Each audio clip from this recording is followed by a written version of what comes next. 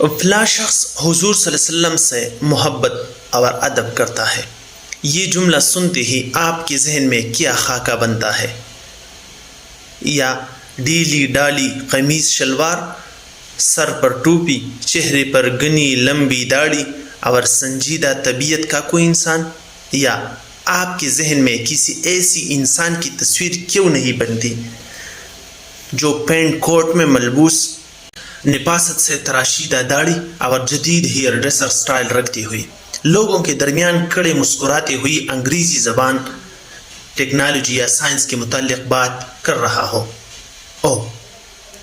یا کیوں جب ہم کسی ایسی انسان کے حضور صلی اللہ علیہ وسلم سے متعلق بات کرتے دیکھیں تو ہمارے منہ سے حیرانی میں پہلی جملہ یہی نکلتا ہے، آپ کو دیکھ کر لگتا نہیں تھا کہ آپ بھی ایسی بات کرتے ہوگے۔ میرا خیال ہے اب ہمیں یہ بات سمجھ لینی چاہیے کہ آقا صلی اللہ علیہ وسلم کی ادب کے تعلق کسی کی عملی سطح، ظاہر حلیے اور مشغل سے نہیں ہے۔ ہماری سوسائٹی میں دو قسم کے طبقے ہیں۔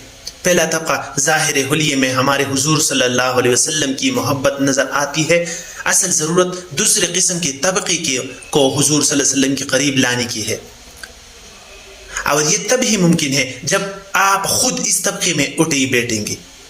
آپ بات اس طبقے میں تب ہی سنی جائیں گی جب وہ خود آپ سے ریلیٹ کر سکے گی، اور یہی نہیں ہے یہ سمجھ آئیں گے کہ حضور صلی اللہ علیہ وسلم سے محبت رکھنے کے لیے کسی کا قیانوسی اور جاہل ہونا ضروری نہیں۔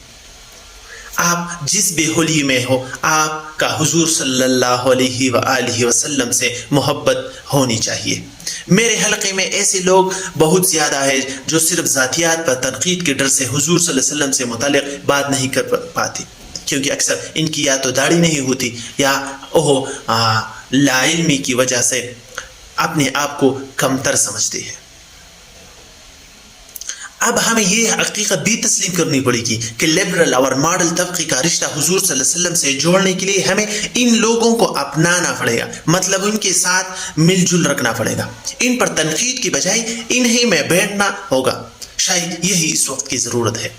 اللہ پاک ہمیں حضور صلی اللہ علیہ وآلہ وسلم کی فدا کا ادب کرنے کی توفیق عطا فرمائے۔